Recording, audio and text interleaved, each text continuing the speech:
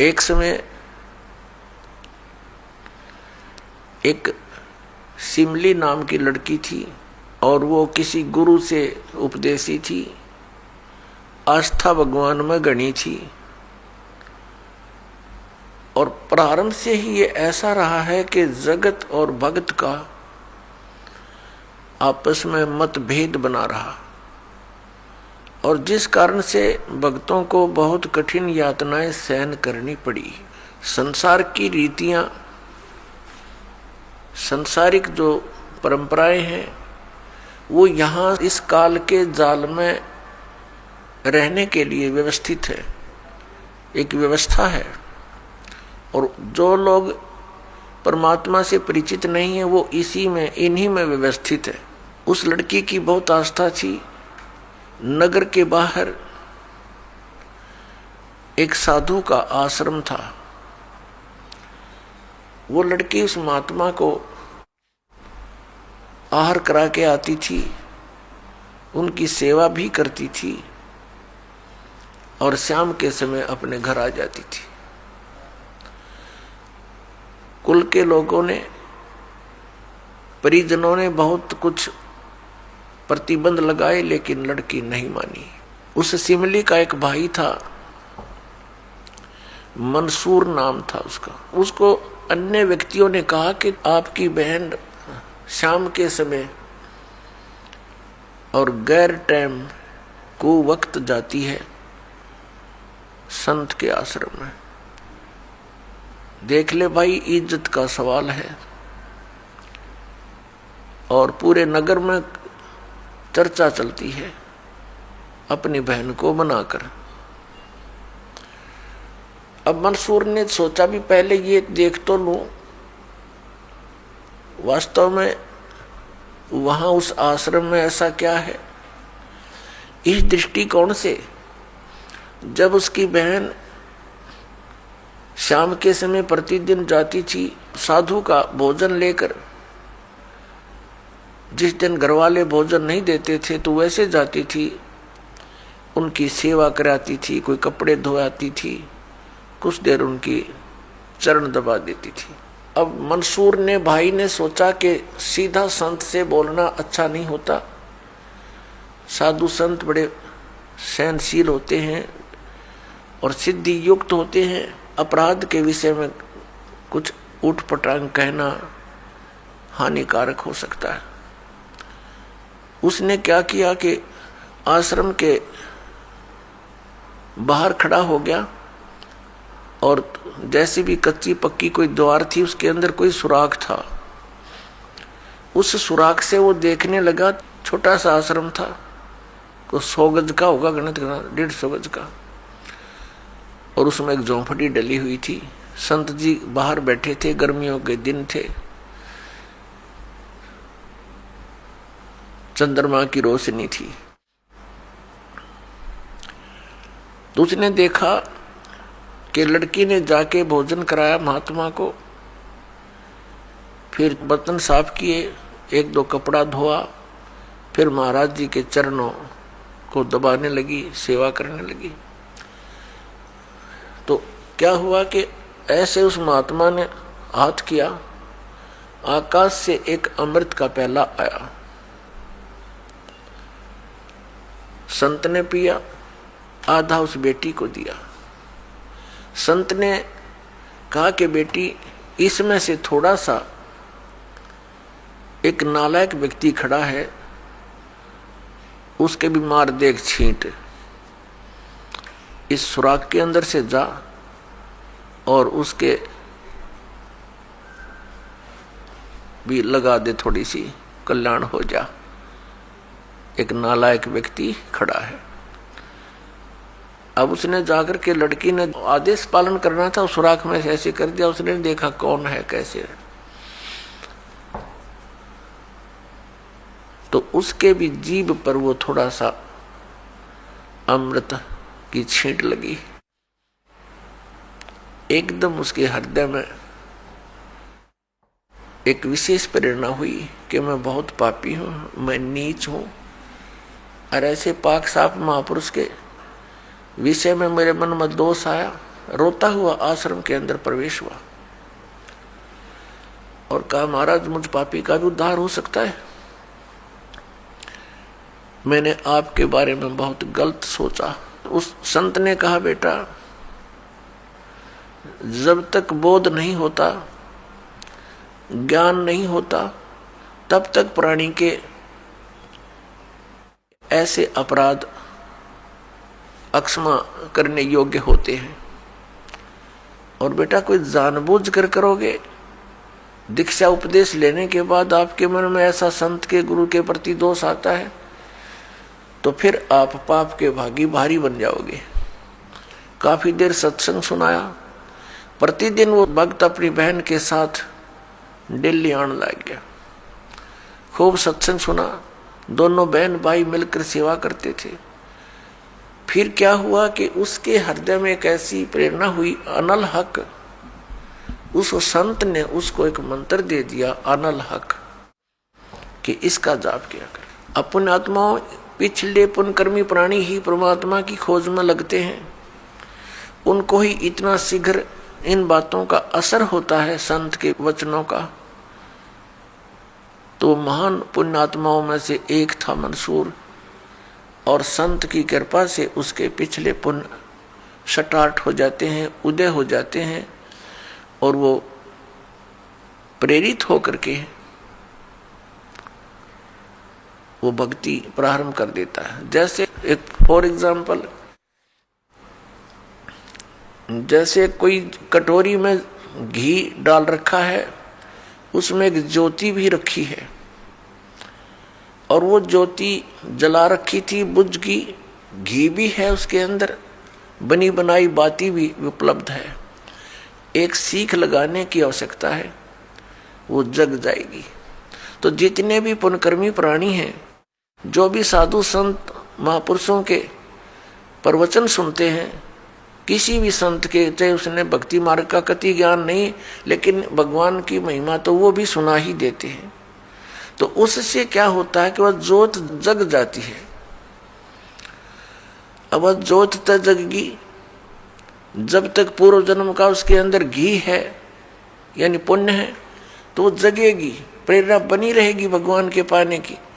यदि आगे उसमें विधि घी उसके पास नहीं है डालने के लिए, तो वो ज्योति भी जल जाएगी और घी भी समाप्त हो जाएगा, और सारा कटोरा व कटोरी काली हो जाएगी।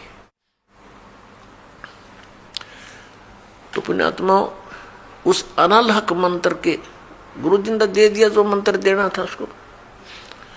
अनल हक का अर्थ होता है अहम ब्रह्मास्मि, मैं ही ब्रह्म हूं, मैं ही परमात्मा हूं, अनल हक।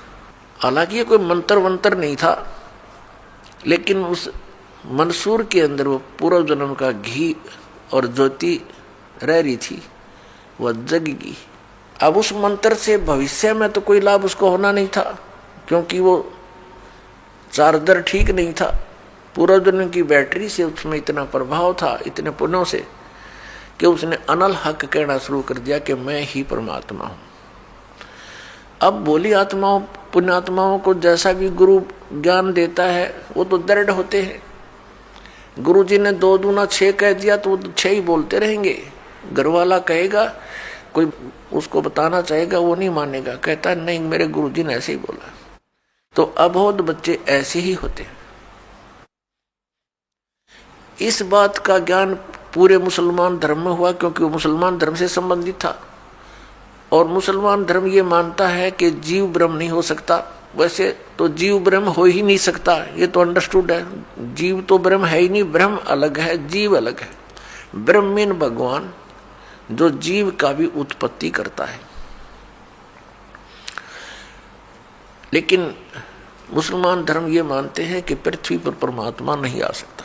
वह तो 7वें आसमान में रहता है, 7वें स्वर्ग में।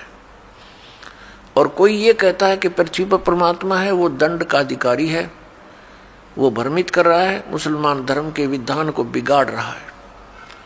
इस कारण से मंसूर को बहुत बार समझाया, राजा तक बात गई। बहुत कुछ कहा लेकिन नहीं माना, अनल हक करता रहा। उसको कहा कि तू ऐसा मत बोल।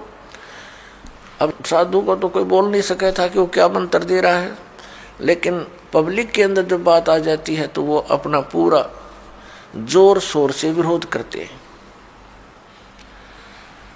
अब क्या हुआ कि वो नहीं माना तो उसको चौराहे पर खड़ा कर दिया, बांध दिया उसको चौराहे पर, और फिर क्या कहा कि या तो तू अनल हक कहना छोड़ दे, नहीं तो तेरे पत्थर मारेंगे। उसने फिर कहा अनल हक, क्योंकि वो तो मदमस्त हो गया था, अलमस्त हो गया था। ऐसी स्थिति पूर्वजन्मों के पुण्यों से होती है, और भविष्य की भक्ति नहीं होती है तो वो नष्ट हो जाता है उस जीवन ऐसी पुण्यात्मा का। तो उसको सजा दी गई कि पूरे नगर के व्यक्ति इसको पत्थर मार मार के इसका वध करेंगे। ऐसी सजा दें ताकि और भी कोई ऐसी हिम्मत ना करे। तो सभी लाइन में आ रहे थे और पत्थर मार रहे थे, तू पापी है, पत्थर मार रहे थे, निकल जाते थे। अब उसकी बहन सिमली का भी नंबर आ गया। जब और पत्थर लगा रहे थे वो हंस रहा था, अनल हक अनल हक हंस रहा था। और जब उसकी बहन सिमली का नंबर आया वो भी लाइन में खड़ी थी, तो बहन ने सोचा पत्थर तो मैं नहीं मारूंगी, लेकिन लोक लाज में आके उसने फूल उठा लिया कि मैं फूल मार आऊंगी उसके। यहाँ ये लोग भी ना मेरा विरोध करेंगे और भाई का चोट भी ना लगेगी। उसने फूल मारा, फूल मारते ही वो रोने लग गया, बहुत बुरी तरह रोने लगा। तब सिमली ने कहा कि भाई लोग तेरे पत्थर मार रहे थे, उनके पत्थरों से नहीं रो रहा था, और तू मेरे फूलते रोने लग गया। अरे ये कोई चोट थोड़ी लगी तुझे? उसने कहा सिमली ये तो अनजान थे, इनका मुझे दुख नहीं था, तू तो परिचित थी मैं किसके ऊपर फिदा हो रहा हूं, और तेरा हाथ कैसे हो गया नालायक मेरी तरफ? तूने भगवान की तरफ हाथ कर दिया, मैं भगवान के लिए ड्यूटीड हूं, और तूने क्या समझा फिर ज्ञान को? न्यू रो रहा हूं, तेरा जीवन बर्बाद हो गया, तूने ज्ञान समझा नहीं बहन, तेरे फूल का मुझे इसलिए दर्द हुआ, तू तो परिचित थी इस बात में। उसके बाद नहीं मरा वो पत्थरों से, कहने लगा या तो कहना छोड़ दे अनल हक, नहीं तेरा हाथ काटेंगे। उसने कहा अनल हक, हाथ काट दिया। फिर कहा दूसरा हाथ काटेंगे या बंद कर दे, अनल हक। तेरी गर्दन काटेंगे, बंद कर दे, अनल हक, काट दिया। अब उसको गाड़ा नहीं, मुसलमान धर्म में नीचे दफनाते हैं जमीन में, उसको सवा कर दिया काफिर समझकर कि काफिर जलाए जाते हैं, उनकी सोच है। और उस राख को जल में फेंक दिया कि इसका नामो निशान मिट जाए दरिया में। कहते हैं वो राख भी, ऐस भी, वो बबूत भी अनल हक अनल हक अनल हक करती जा रही है। और 1000 मंसूर बनकर गलियों में घूम रहे हैं। सबने दरवाजे बंद कर लिए, टट्टी पेशाब निकल गया, लोगों का घबरा गया, ये क्या हो गया, भगवान का भगत था, ऐसा हो कर दिया इसके साथ। तो पुण्यात्माओं, अब ये ज्ञान है, तत्व ज्ञान है, इसको बहुत गहराई से समझना है, इससे कई कंसेप्ट क्लियर होंगे।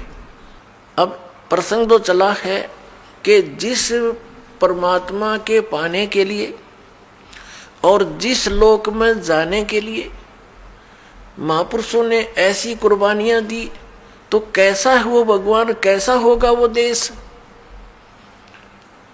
ये अंडरस्टूड है।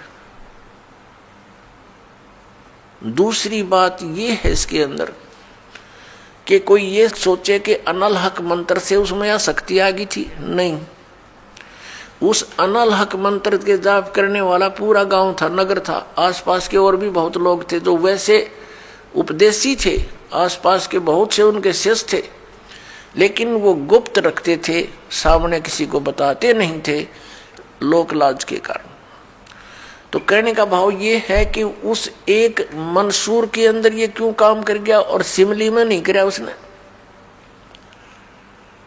ये पिछले ही पुण्य से होते हैं पूर्ण हंस मुराद, ये पूर्व जन्म के संस्कार थे, उस मंत्र का इसमें कोई योगदान नहीं था। अब प्रसंग जो चल रहा है उसी पर हम थोड़ा सा डिस्कस करते हैं कि जिस परमात्मा के लिए इतनी कुछ कुर्बानियां संत महात्माओं ने की, तो वो कैसा है भगवान, ये तो अंडरस्टूड है कि वो कितना सुखदाई होगा, और वहां जाने के बाद प्राणी को कैसा सुख होगा। उसके लिए हम फिर कौन सी विधि अपनावें, कौन से ग्रंथ को सत्य माने, किस गुरु की बात पर विश्वास करें।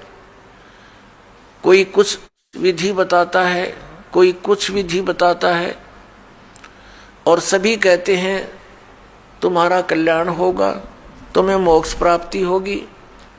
तो उसके लिए हमने ये जानने के लिए कि कौन सा मंत्र, कौन सी विधि है, वे ऑफ वर्शिप, जो यथार्थ है।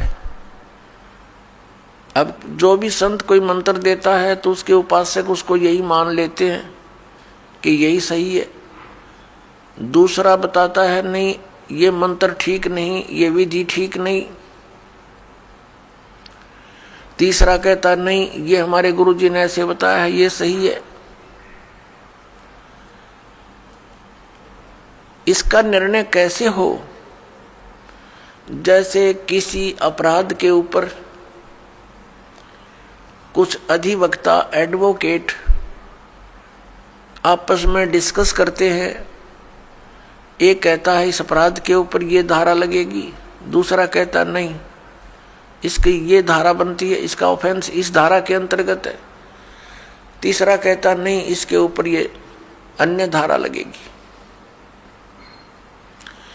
तो उन तीनों का फैसला कहाँ होगा कि कौन सी धारा के अंतर्गत ये ऑफेंस है?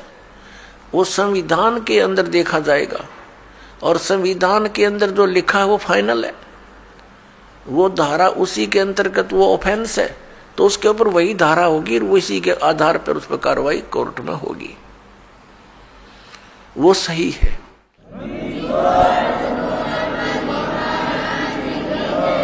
सच है।